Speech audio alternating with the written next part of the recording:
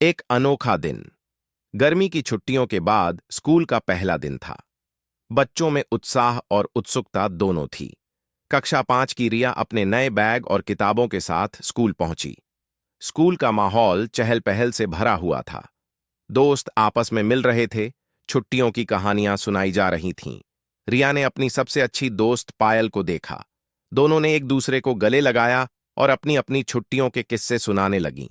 तभी घंटी बजी और सभी बच्चे कक्षा में चले गए। पहला पीरियड गणित का था। नया शिक्षक मिस्टर वर्मा पहली बार कक्षा में आए। उन्होंने खुद को बच्चों से परिचित कराया और बताया कि वे पढ़ाई को मजेदार बनाने की कोशिश करेंगे। मिस्टर वर्मा ने कक्षा को 2 समूहों में बांट दिया और एक पहेली हल करने को कहा। रिया और पायल एक ही समूह में थीं।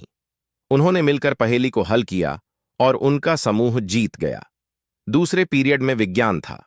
अध्यापिका ने बच्चों से पूछा, क्या आप जानते हैं कि पौधों को बढ़ने के लिए क्या चाहिए?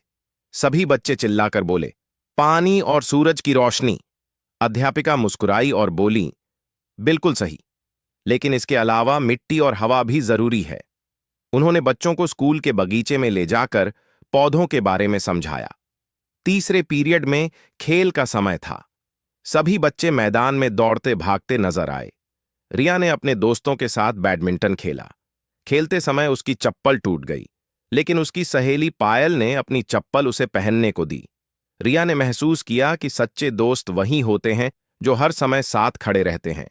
दोपहर का समय हुआ तो सभी बच्चे अपना अपना टिफिन लेकर बैठ गए। रिया के टिफिन में उसकी मां ने आलू के पराठे और आम का अचार रखा था। उसने अपना टिफिन पायल के साथ बांटा और पायल ने उसे चावल और राजमा दिया। दोनों ने मिलकर खूब मस्ती की। अंतिम पीरियड में हिंदी की कक्षा थी।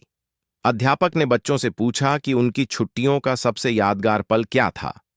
रिया ने खड़े होकर बताया कि उसने अपने दादा दादी के साथ गांव में समय बिताया और कैसे उसने खेतों में काम करना सीखा। उसकी कहानी सुनकर सभी बच्चे और अध्यापक बहुत खुश हुए। स्कूल की छुट्टी के बाद रिया घर लौटी तो उसने अपनी मां को पूरे दिन की बातें बताईं। वह बहुत खुश थी, क्योंकि उसने न केवल नई चीजें सीखी थीं, बल्कि अपने दोस्तों के साथ अच्छा समय भी बिताया था। उस दिन रिया को एहसास हुआ कि स्कूल केवल पढ़ाई का ही स्थान नहीं है, बल्कि वहां दोस्ती,